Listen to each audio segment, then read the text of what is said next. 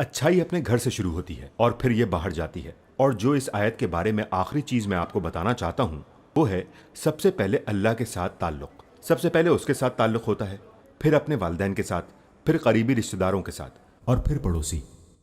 इससे क्या मालूम होता है? इससे पता चलता है कि जो चीज, जो ताल्लुक सबसे ज्यादा नजदीक है, आपके दिल के करीब है, सबसे पहले आता है। फिर हम बात करते हैं इंसानी ताल्लुकात की, और सबसे करीबी इंसानी ताल्लुक कौन सा है? आपके अपने वालिदैन। उसके बाद करीबी रिश्तेदार, जिसमें जाहिर है बीवी बच्चे और दूसरे रिश्तेदार आते हैं, और फिर यहाँ से हम बाहर की जानिब देखते हैं। ये अहम क्यों है?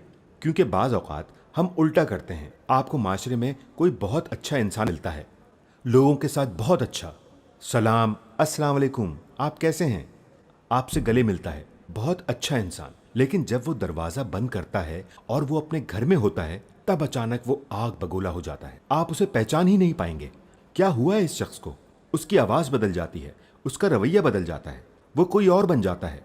अल्लाह इससे हमें बताना चाह रहा है कि आपका बाहर अच्छा होने से कोई फ़ायदा नहीं अगर ये अच्छाई आप पहले अपने वालिदैन को नहीं दिखा सकते, अपनी शरीके हयात को, अपने बच्चों को। अगर आप पहले ये नहीं कर सकते, आप ये अच्छाई नहीं बढ़ा सकते, तो बाहर जो कुछ करते हैं वो सब झूठ है, इसकी कदर कीमत नहीं है। ठीक है? लिहाजा ये इस आयत को मैं हकीकी तौर पर वाज़े करना चाहता हूँ, क्योंकि मैं ये समझता हूँ कि मर्दों पर बहुत दबाव होता है। अगर आप अपनी जिम्मेदारी नहीं पूरी कर पाते, तब आपको ये देखना होगा कि आप अपने बुनियादी हुकूक हासिल कर रहे हैं या नहीं। आपको अपने हुकूक हासिल करने होते हैं, और ये इंसान की फितरी ज़रूरत भी है। अगर आप, मिसाल के तौर पर, अगर आपके बच्चे आपकी इज्जत नहीं करते या बहुत कम इज्जत देते हैं और आपको सलाम तक नहीं करते, ये आपको बहुत नागवार गुजरता है, आपको तकलीफ देता है। ये आप पर इस तरह असरअंदाज होगा कि आपको पता भी नहीं चलेगा। दूसरों के साथ रवैयों के दौरान ये आप पर असरअंदाज होगा। ये आप पर जज्बाती, रूहानी, नफ्सियाती तौर पर असरअंदाज होगा।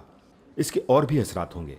लिहाजा इन ताल्लुकात को बेहतर बनाएं। ना सिर्फ अपनी जिम्मेदारी पूरी करने में जो पहले आती हैं, बल्कि अपने हुकूक की भी हिफाजत करें। लेकिन अपना हक मांगने में हद से ज़्यादा ना बढ़ जाएं।